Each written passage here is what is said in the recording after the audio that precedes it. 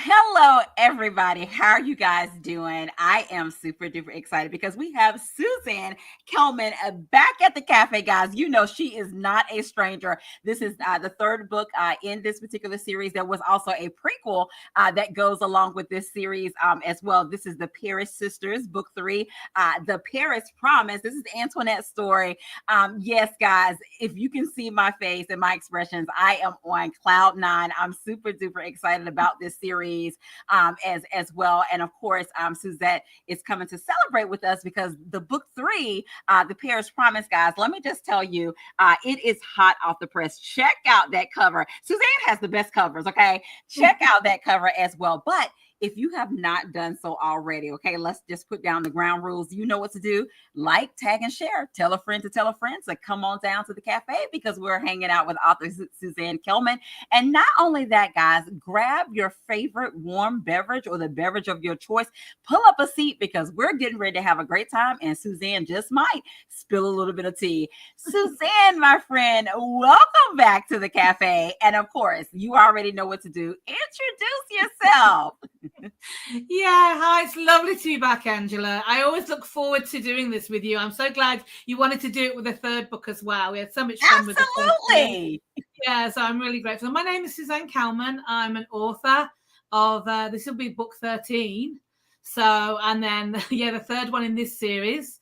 I write women's fiction and I also write historical fiction, particularly World War II, which is what these books are.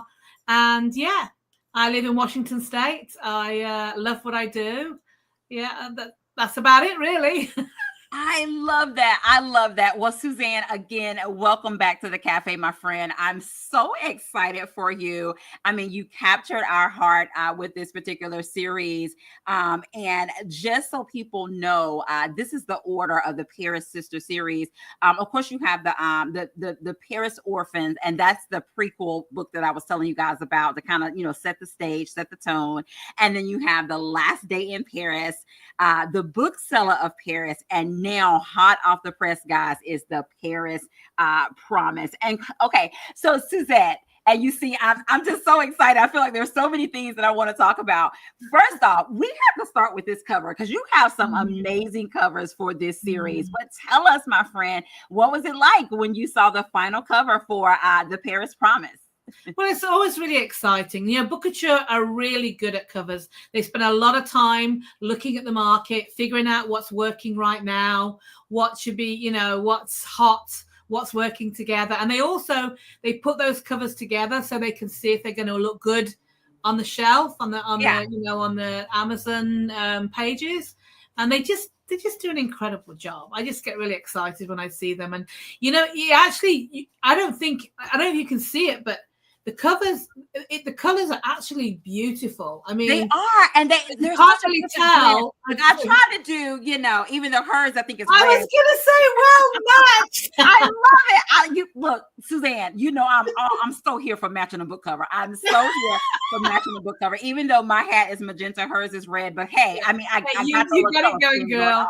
And I also love how in your books, not only do they capture the heroine in the books, but the backdrop of your books are always amazing. Of course, guys, we know we have the planes, we have the Alpha Tower. Of course, the planes let us know this is a World War II novel, historical fiction. And again, just that backdrop. I'm with you, Suzanne. I felt like they nailed it. I absolutely love this cover. And it's so capturing. Like when you see it, it's like, oh my goodness, like this makes it a one click for me when I see the cover. Yeah. Oh yeah. I always buy books by the cover. So okay, I love that. I love that. Guys, if you're just joining us, hanging out with author Suzanne Kelman on today as well. If you have a question or comment, definitely put it in the comment section.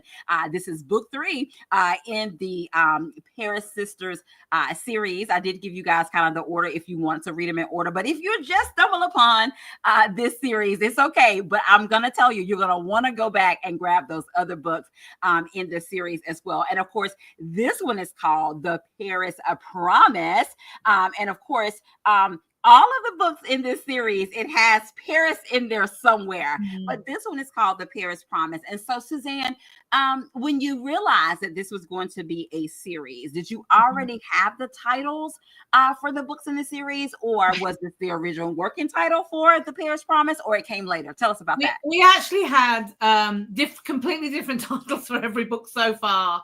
I actually, when I pitched this, the first time I pitched this series, it was to a different editor, and she left Bugature and went to work somewhere else. And so I had a new editor, and she had different vision, which is totally fine. And I think she definitely wanted to keep that in. And it was originally called The Paris Violin, which of course a lot of story revolves around her being a violinist. And I think they were concerned that it would put people off if they thought it was too musical. So they wanted to keep it more generic, so people weren't put off by it being The Paris Violin. So yeah, that was the original title. Yes. Look, let me grab my cup of tea. You have shared some tea with us. The Paris Violin. Okay. All right. And guys, once you read the story, if you hadn't read it yet, you can see how that title could work. It can work. But I enjoy The Paris Promise as well. So thank you for giving us a little bit behind the scene for that. Now, we talked about this when you were on the show for the other books that was in this series. I love how, and I want you to talk about it and share a little bit with this book too, but I love how each book has some form of creativeness for the creators in the art world or what have you. And so this one is, more musical. She played the violin. Her husband, he was a pianist as well. I mean, we had one of the other books that her sister was a bookseller. In the first book, her sister worked in art or what have you too, with paintings and stuff like that. So tell us a little bit about now you bringing out a whole nother side, the musical side of the arts with instruments or what have you. Tell us about that for Antoinette's story. Yeah, we wanted to, the whole point of it was, when I very first pitched this, I think I told you this last time, is that it was how people respond through art during hard times. Like, that's where we go. We go to what's comfortable for us, what's creative for us. That's how we often survive difficult challenges, and of course, the first book was pitched through COVID. And I think I told you the story, how I was watching a group of people that were locked in Italy, and somebody started singing and everybody joined in, and it was really emotional. And I remember thinking, because at that point we weren't sure what was going to happen, and I remember thinking, that's how people cope. They use whatever they've got, they sing, they use music, whatever. And so when I pitched this, I said we talked about the fact that we wanted each of the sisters to have their own version of that and take the reader behind the scenes of Paris during that time in that world. So, we've got this one's all about the music world and the conservatoire, which was in Paris at the time. I think it's still there. And it's where people who are really good at music went to learn. And then, of course, the second book, we had the bookseller. She was creative. It was all about her writing and saving art and saving books. And as you said, it was all about the Louvre in the first book, and we were saving art, all based on true stories. I mean, even this one, there are elements of this that are true, because the Conservatoire really went through what it went through in this book. As far as they were at the beginning, we do have things happening with the Jewish people that actually did happen. And also, I based her on another character in the second half of the book. Was another woman who was also a resistance fighter. So she's kind of a combination of a couple of different scenarios. And also the hotel that I based the story in, if you've read it, you know what I'm talking about, was a real place during the war, where the Nazi headquarters was a Nazi headquarters during the war.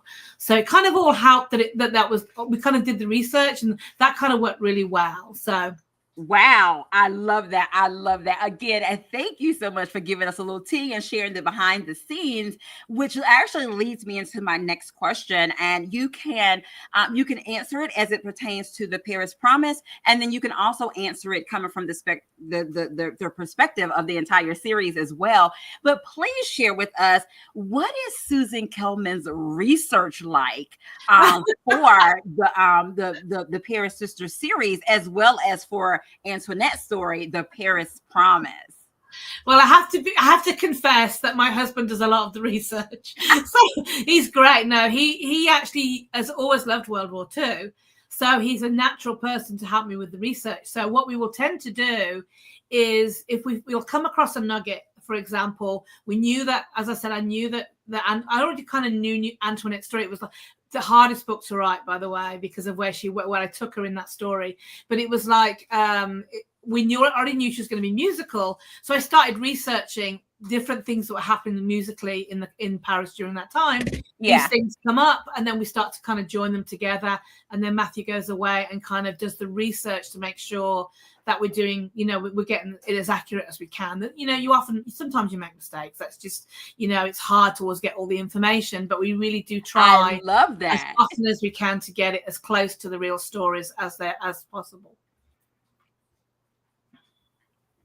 I love that. Thank you so much for sharing. And Antoinette, that also kind of leads me into the next question or what have you, is because you write World War II so well. And I love how you engage us just from the very beginning or what have you. But would you say the genre of historical fiction to include the World War II, because that's a whole thing in itself for authors who write that time period or what have you, but would you say that found you or you found it? Well, interestingly, it found me. Like the very first book I wrote, View Across the Rooftop, you can kind of see it over here. It was World War II. And then when they read that, they said, can you do another World War II? Which we did, which was When We Were Brave, because they wanted to do 2 books together when we signed the deal. And I was like, okay, I could do that. Of course, when that's happened, it was like, now I was into this world, and and these books did really well, and they were like, well, can you do more? So I actually kind of fell into it. Before that, I was writing women's fiction, which was completely different. Yeah. So I kind of fell into it, and now it's easier because I know the world so much, particularly like in Paris. We know the timeline for Paris. We know what was happening at different times.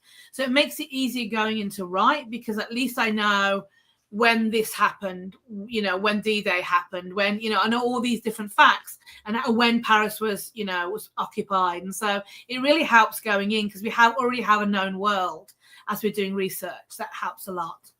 I love that. And that kind of leads me into writing a series. If you have followed the series or what have you, I love that entanglement and that dance of bringing characters that were in some of the other books, or some of the things that happen in the other books, kind of when they happen in the book that you're currently reading, seeing it from the other sister's perspective and point of view. It's really cool to kind of see that difference in perspective of kind of what was going on at that time. So I absolutely love that you do that in your books.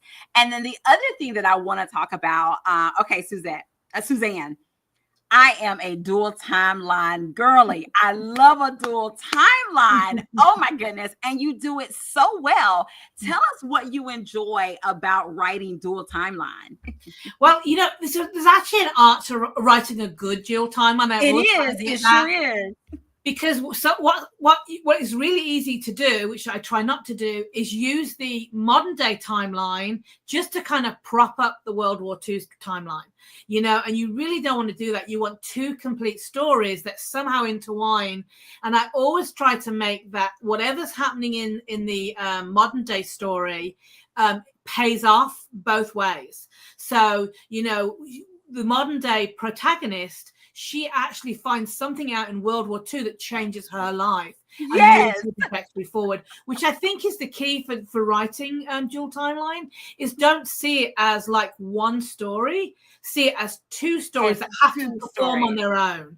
Like you should Yeah. be able to take either story and read it and it be a totally fulfilling story, not have it be like two halves of a whole. Do you know what I mean? Yeah. It does bring challenges because you do have to make sure that, you know, in this particular story, you know, Deanna, who is the modern day protagonist, you know, she is trying to find her. I'll give you a little bit of a background. I'm sure you've already shared it, but a little bit. But what happens in this story is she finds a violin in the attic, and it's this priceless violin, and she's like, where did we get a priceless violin from? That's impossible. Right. We're not from money. We don't have connections. Yeah. And so the story is not just to work out what how did the violin happen, but also I'm trying on every chapter to make some sort of a twist. So it's like, oh, this was oh no, it's not.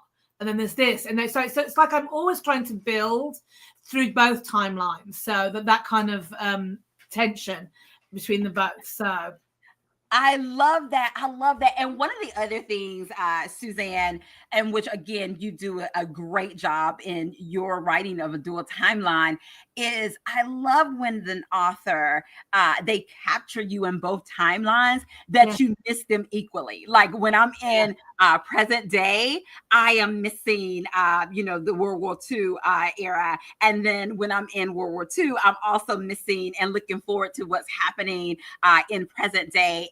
So I love that dance and that balance that you do, and how history meets present day is just awesome. And again, I love a good dual timeline, and you do a great job. So I wanted to let you know that. So guys, if you're watching, work hard at it.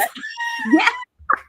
Well, you did an amazing job, my friend. You did an amazing job. And you do an amazing job because, guys, the other books in this series is dual timeline as well. And you fall in love with the dance between the two timelines, past and present. Well, there was a reason for that, because eventually all the children if you read the first one where the orphans are on the train, there's 5 children, and then each of those stories are the adults in the modern day timeline. Yes. In the very last book, we're going to bring all the adults come back together for the first time since the war. All the orphans come back and they tell their story. And I've already written this in first draft, so there's a lot of twists and turns that happen in that last book and the book that comes after this one. So Suzanne, and thank you for the tea. Thank you for the tea. And of course, my friend, you know you have to come back. You can't leave us hanging. When each book is released, you have to come back and hang out with us at the cafe. But thank you for that tea, guys. Let me just tell you, Suzanne just dropped some jewels about the books that are coming up as well. Now, Suzanne, we have to share with the people a little bit about the characters who make up the Paris A Promise. Guys, if you're just joining us, if you just so happen to log on, Letitia said, oh, wow, I'm looking forward to that story. I know, right, Letitia? I know. But if you just happen to join us, we're hanging out with author Suzanne Kelman. It is book 3 in the Paris Sisters series. This one is the Paris A Promise. And of course, guys, I will spill a little bit of tea. There is a prequel, like if you're just coming on and you want to find out the other books, it's called The Paris Orphans. Okay, so that'll kind of set the scene and set the tone of kind of what's going on in this series. And then the first actual book is The Last Day in Paris, and then you have The Bookseller of Paris, and then you have The Paris Promise, which is her latest release that is hot off the press. And guess what, guys? For all of the full books, Suzanne has actually been at the cafe, so feel free to go back and watch any of the replays of those other books. We will be sharing with you how you can get a copy of The Paris Promise as well as the other books in the series. And so we're going to jump in and talk about the characters just a little bit. And so this is Antoinette's story, guys. And as we share with you, Antoinette is a Antoinette is a violinist. Her husband is a pianist, or what have you. But what can you tell us about Antoinette? How would you describe her? Because Antoinette is she finds herself in between a rock and a hard place, and she has some hard decisions to make. But what can you tell us about her character as a whole? Well, this was the hardest book to write because I already knew where this book was going to go, kind of like Oh, wow. but I knew that I had to make Antoinette. She's that firebrand. She's the person who jumps into things without really thinking. She's very passionate about what she does. She's very passionate about her family. So we've got the eldest, which of course was the bookseller of Paris, which is Madeline. She's that, older sister. She's the one that's stable. She's the one that kind of like takes care of the others. Yeah. And then we have Isabel, who's sort of a bit further down, and she's kind of that A-type character. And then we have Antoinette, who is the rebel. She's the one that is always pushing it. She runs away and gets married when she's young. She does all these things because she's just that firebrand.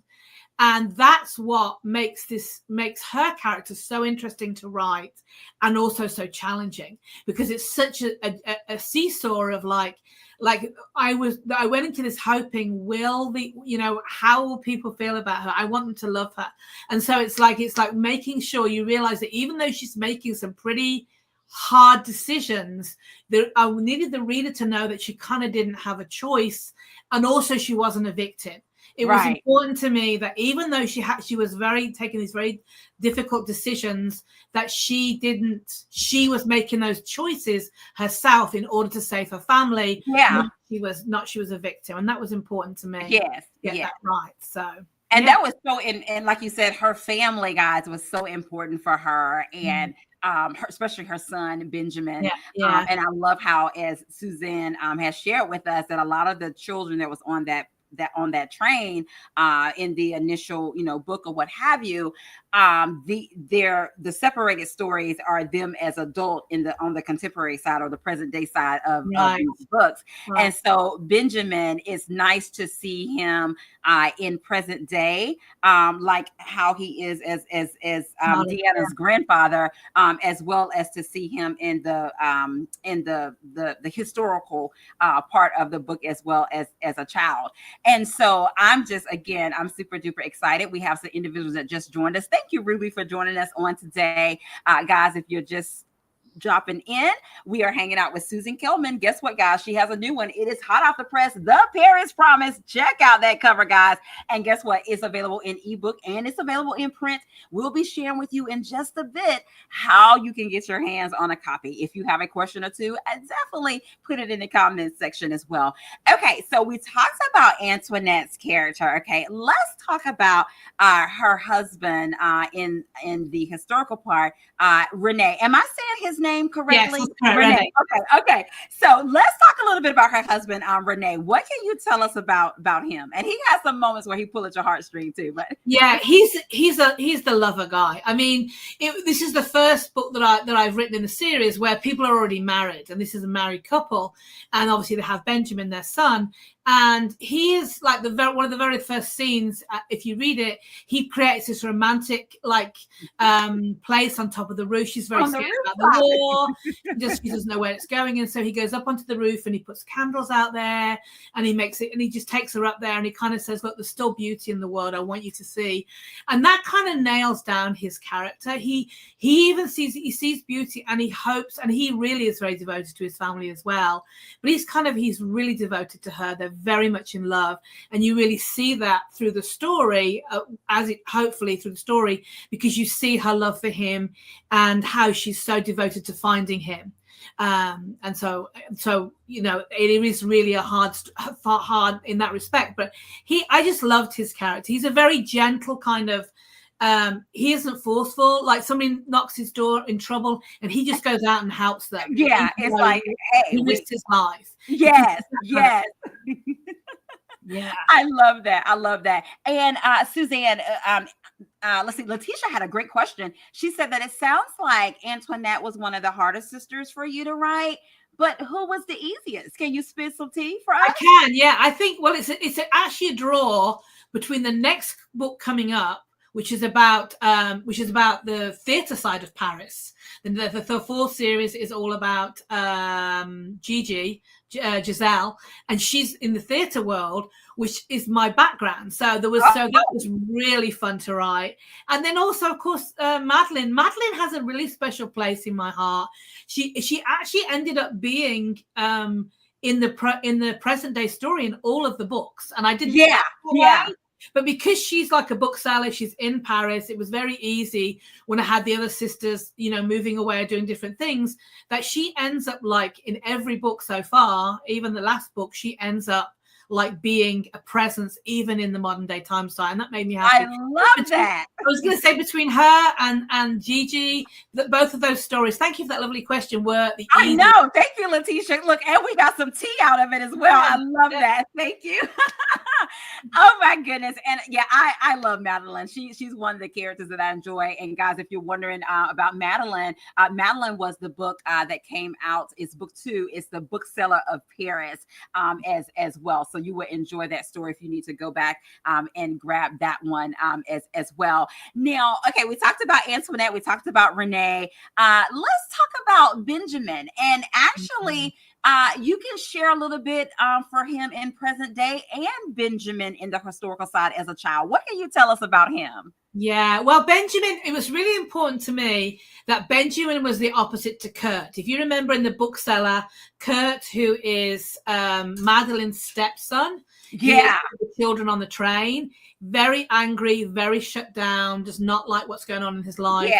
Very hurt. And so that was definitely the way he, that rubbed through in both timelines. Whereas in this one, Benjamin was only 6. He's the sweetheart. He was he's actually the sweetheart of all the orphans. And he just has this really big heart. And so what was really fun about writing him is he has some things coming out in the last book that are going to be a big surprise. Okay. So I won't tell you about that. But the reality is I really wanted to make sure that he's like that granddad figure who's kind, he's thoughtful. He adored his mother, didn't know what she did during the war. So some of the things that come out are really shocking for him. Yeah. And you see why his mother kept those things from him. Yeah. His tender nature. So he's very tender and very kind in both timelines. And of course, he's, as you say, he's caught up in the war timeline at only 6. So, he's like seeing the world as a 6-year-old. Why is there a red flag with a spider on it? What is, so he's kind of seeing the world in a way, whereas some of the older twins, some of the older, I keep saying twins because we've got twins in it, but some of the older children, they are more aware of what's going on. Whereas Benjamin really isn't so much. He just kind of goes along with everything and doesn't really know. So some of what comes out for him, I think he goes through his arc in this book is really like going from innocence of what went on to really learning that, things weren't as easy or as the way that he thought they were. Right. Yeah. There's an arc in his story. Yeah, that's true. That's true. Guys, if you're joining us, we're hanging out with Suzanne Kelman, guys. Her new release, The Paris Promise. It is available hot off the press, and we'll be sharing with you in just a moment how you can get your hands on a copy. But for now, guess what's coming up? Suzanne is going to share with us just a little snippet for you. And Suzanne, we'll let you kind of tell us a little bit about Talk It Up, and then you can start reading when you are ready, my friend. So this is the prologue. I think this kind of sums up where she goes. Yeah. So Antoinette, bearing in mind that once we come back to, so the prologue obviously jumps forward in the story to like a pinnacle time in the situation in the story, but obviously we jump back when we start chapter 1. So we go from this. I just want you to imagine this woman who loves her son. She's a violinist. Her husband's a pianist. They are Jewish, which of course is the issue. And then so she's this kind of very sweet, just normal sort of lady. And then this is where we go to in the prologue. I just wanted to kind of set that up a little bit. I love that. So I clear my throat. Okay, prologue. Paris, January 1945. Antoinette. In the dim candlelit suite in the beautiful, majestic hotel, a haunting melody echoed through the stillness. Antoinette's fingers danced over the strings of a violin, each note a desperate plea for deliverance. The stench of alcohol and dread permeated the room, mingled with the chill that seeped through the walls, making Antoinette shiver beneath her flimsy nightgown. The world outside was as silent as her captor, who watched from the shadows with an unnerving intensity. As the final note reverberated around the darkness, she lowered her instrument, her mind consumed by one burning question. How long would he take to die? Exquisite, the Nazi slurred, as his eyes roamed hungrily over her. You are everything I ever wanted. The cloying scent of sweat filled the air, making her nausea as she leaned back and clung tightly to the sheets, trying to shake off the disgust that consumed her. For her plan to succeed, she had to lure him in, to pull him closer with each calculating move. It was vital he remained unaware of the trap tightening around him. Forcing a smile onto her face, she hoped it resembled the slow, seductive one her husband always adored. The thought of René, the love of her life, stung her. He'd been taken away by the Nazis to a labor camp on the orders of the very man who stood before her. Antoinette suppressed the rising terror as slowly he peeled away his grey tunic, embroiled with the white cross of valour. His gaze traced every curve of her body, his satisfaction so palpable and sickening that she struggled to suppress the bile rising in her throat. Antoinette focused on the dim light over his shoulder, envisaging her kind and loving husband's face in its glow. With every breath, she reminded herself, this was for him. This was for their son. And even though if René ever found out, it would break his heart. As Commander von Falkenberg slithered towards her, her body tightened with loathing. Nervously, she stroked the indent of her finger where a wedding ring had once sat, the soft skin providing some small comfort in the face of this unspeakable betrayal. The Nazi's menacing voice cut through the tense silence. From the day I first met you, I knew you were always meant to be mine, he hissed possessively. Sitting on the edge of the bed, he reached out, his touch cold and clammy against her warm skin. Antoinette closed her eyes, trying to block out the reality of the situation, pretending she was far away, back on the rooftop of her apartment once again, safe in her husband's embrace. As the Nazi's rough hands trailed her body, leaving an icy dread in their wake, she couldn't help but slip a hand beneath the pillow to seek the assurance of the cold knife she had hidden there. His lips crushed hers, oppressive and uninvited. The Nazi's hot breath washed over her, his fingers tracing a path down her back like a spider crawling on her skin. His touch became more possessive, each movement rougher than the last, his needs urgent. She clenched her fist and braced herself. She had to endure. He needed to be tired if this was to work. As he continued, she clutched the knife with a white-knuckled determination, its sharp edge cutting into her palm as she prepared to strike. The thought of killing a man in cold blood sent shivers through her whole body, but she had planned this for far too long to back down now. Once he was finished, the room descended into a suffocating silence, broke only by the ragged, disjointed rhythm of their breath. The faint flicker of the lamp cast long, distorted shadows over the wall as Antoinette stood on the brink of her moral precipice, teetering perilously between light and dark, life and death. This was her chance. She had to do it now. With shaking hands, she raised the knife above her head, its handle smooth, its weight heavy in her palm. The blade caught a slither of moonlight, glinting momentarily like silver lightning as she prepared to strike. Could she do it? Take her life and lose herself forever? A tear slipped down her cheek, knowing the next moment would plunge it into unfathomable darkness from which she may never return. Wow. Okay. That's let me just tell you, that was the prologue. Yes. Suzanne, like, she sucks us in. Okay. And this is how the story starts. The Paris Promise. Okay. So if you have not gotten you a copy, I'm gonna need you to run and get you a copy of the Paris Promise. It is available in ebook. It is available in print as well. And again, Suzanne, let me tell you, I was like, man, this is some prologue. Talk about a wow factor of a prologue to set the stage for what you're getting ready to get into with the Paris Promise. So job well done. I love it. I love it. And of course, guys, we have to play a round of this or that with Suzanne on today. Kimberly Templeton, she said that she loves hold on a second. She says she loves hearing you read and your accent. Yes, I love Thank that. you. And then Letitia said, fabulous. I can feel Antoinette's dilemma and her loathing of the Nazi as well. So, guys, if you're just joining us, Suzanne just shared with us the prologue from the Paris Promise. And, guys, let me just tell you, it is some prologue as well. And of course, my friends, we have to play a quick round of this or that with author Suzanne Kelman. Suzanne, there's no right or wrong answer because it is all things according to you, my friend. Are you ready? I'm ready. Okay, first up, Suzanne, are you a morning person or a night owl, my friend? Morning person or night owl? I'm a morning person. I'm up at 5 every morning. I love being up early. I love that. I love that. Now, Suzanne, we're getting ready to switch seasons again or what have you. Are you winter or summer? Winter or summer? Oh, summer. Okay. Yeah. Okay.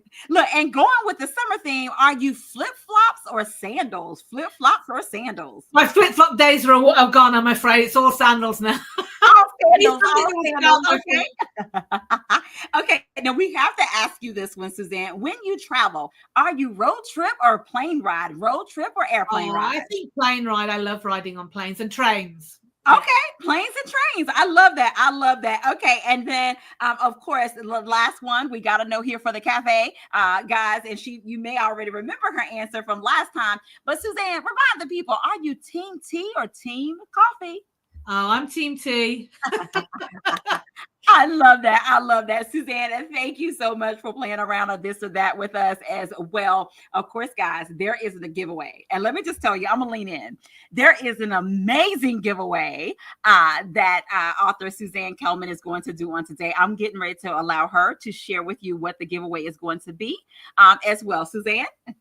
Okay, so I really wanted to, like people who are listening, I wanted to give away all 3 ebooks. So as the Paris Orphans is already free. If you guys want to go read that book, then you would get like the whole 4. You could read the whole 4 books. It could be a good summer read for you, I guess. So yeah, so I'm giving away The Last Day in Paris, which is Isabel's story set in the Louvre. And then The Bookseller of Paris, which is book 2, which is Madeline's story. And then lastly, I'm giving away The Paris Promise. I love that. Guys, did y'all hear that? She's giving away an ebook copy of all 3 books in the series. And again, I'll make a note so you guys will know. The Paris Orphan, that one is free. You can get it and read it for free on Amazon. But the other 3 books, the first one is The Last Day in Paris. The Bookseller of Paris is book 2, and the current book that just released, hot off the press, is The Paris Promise. Suzanne, yes, is giving away all 3 of those books in the ebook version. And let me just tell you, you will not be disappointed. Okay. So all you had to do was to comment in the comment section.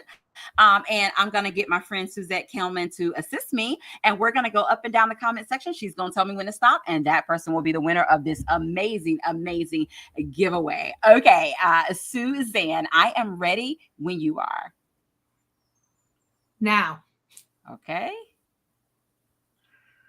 Oh, Letitia, my friend, you are the winner, and you will receive an ebook copy of all 3 books. And she's with you with Team T. I love that. I love that as well. Letitia, if you will inbox me your information, I'll be sure to get that over to author Suzanne Kelman so you can get your lovely giveaway of all 3 books in the series. And of course, guys, if you haven't read the books, definitely read them. And once you finish, definitely leave Suzanne a review. I know that she will greatly appreciate that as well.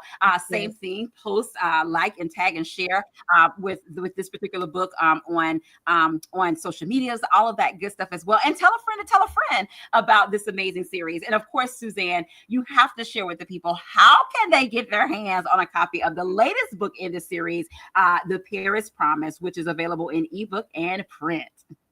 Yeah, they or Audible. You can get it on Audible as well. So yeah, Oh my Amazon. goodness. Did y'all hear that? It's available in audiobook as well. Yeah, they all my books are. So you can just go if you don't want to, if you don't not a reader and you want to go listen, you can listen to all 3 stories on Audible, which is great. So yes, Amazon is your best place because that's where they are on. So Amazon, and as I said, Audible if you want an audio book as well. You can also get it on Kobo, I believe. But I don't know much about Kobo, but I'm pretty sure you can get them there too. So I'm not sure if Letitia. I was going to say, I'm so glad she won. I'm not sure if she won one of the other giveaways. Just let her know that she can give away to a friend. Like if she already has any of these books, should you just give me another email and I can send it to a friend? I can't remember who won the last giveaways. I just wanted to make sure that I don't mind. And Letitia, did you hear that? She's already saying she will be devouring them. So I think we're good. That's all right. Yes, look, Kimberly shared with her. She was like, "You have some summer reading, Letitia," and she was like, "Yes, I will be devouring them as well." So congratulations, Letitia. We're so happy for you. And guys, again, if you are new to this series, you are in for a treat. Just a reminder, Suzanne did share with us that the first book, which is the prequel, The Paris Orphans, that one is available for free on Amazon. You can read that one for free, and then you have the other books. We'll give you the order one more time: The Last Day in Paris, The Bookseller of Paris, and then the current book that just released is The Paris, I Promise as well. I love that. I love that. Oh my goodness, Suzanne, the time goes by so fast, my friend, and I've had an amazing time hanging out with you on today, my friend. And of course, you have to share with us how we can stay connected with you. Yeah, certainly. You can follow me on Amazon. That's always a really easy one. And then when the next book's coming out. You can also I'm on Facebook as Suz Kelman. Suzanne Kelman. I think it's on there. Suzanne Kelman, just author. So Suzanne Kelman, author, is my Facebook page. Suzanne Kelman on Twitter. And also, I think I'm on TikTok as well. Suzanne Kelman over on TikTok. I think that's Suzanne Kelman, author as well. So you can find me on any of those places. Or my website, sorry. And so my website as well, sorry. So that is also Suzanne Kelman, author. I love that, guys. And there you have it. And definitely make sure that you stay in contact with Suzanne Kelman on social media. Definitely make sure you go to check her out on her website and check out any of her other books. In addition to the Paris Sisters book series, she has other books as well. So feel free to check out those books that's on her backlist as well. And of course, make sure, guys, that you tell a friend about Suzanne Kelman and in her books. And of course, The Paris Promise, which is the latest book that is released as well. And of course, Suzanne, we have to allow you, my friend, to have the last word. So what you want to say to the people? I just want to first of all, I want to thank you because I really look forward to this every single time. And I want to thank the readers, because we wouldn't have anything to do if people didn't read it. So thank you to everybody who talks, who reads it, who leaves a comment, who leaves a review. As you said, reviews are really important to authors, and we read every one of them. We love them.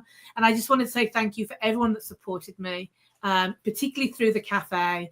I love seeing the same faces when I come back. It's so fun. So thank you very much for that. I love that. I love that. Well, Suzanne, again, thank you so much for coming back, my friend. And you already know you have spilled some tea. We are looking forward to the next book in the series as well, and having you back to talk about that one as well. Guys, that is our show on today. We've had an amazing time hanging out with author Suzanne Kelman and her hot off the press new release, The Paris, I Promise, which is book 3 in the Paris Sisters series as well. Of course, guys, if you haven't done so already, I do have an ask. Subscribe to my YouTube channel, Angela Anderson's YouTube. In addition to my YouTube channel, you can follow me on Instagram, Facebook. I do a little TikTok from time to time. And I have another ask. If you don't know, I am an author. I've had my debut book. It is called The Power of I Am, 21 Days of Affirming You. Okay, my first ask is, if you have read this book, whether ebook or you have it in print, go leave a review. A sister needs your review. Definitely leave a review. If not, it is available in in ebook and it's available in print. I'll put in the comment section how you can order a copy, and you also can order a copy from a Riches in Reading indie bookstore as well. So I wanted to put in a plug for that. Suzanne, again, thank you, my friend, for hanging out with us on today. It has been amazing. Guys, go out and get a copy of The Paris Promise. And in addition to that, as we always say, y'all know what it is. Have an amazing day, because we're having an amazing day. And until next time, guys, guess what? We will see you later. Go get a copy of The Paris Promise. Bye-bye.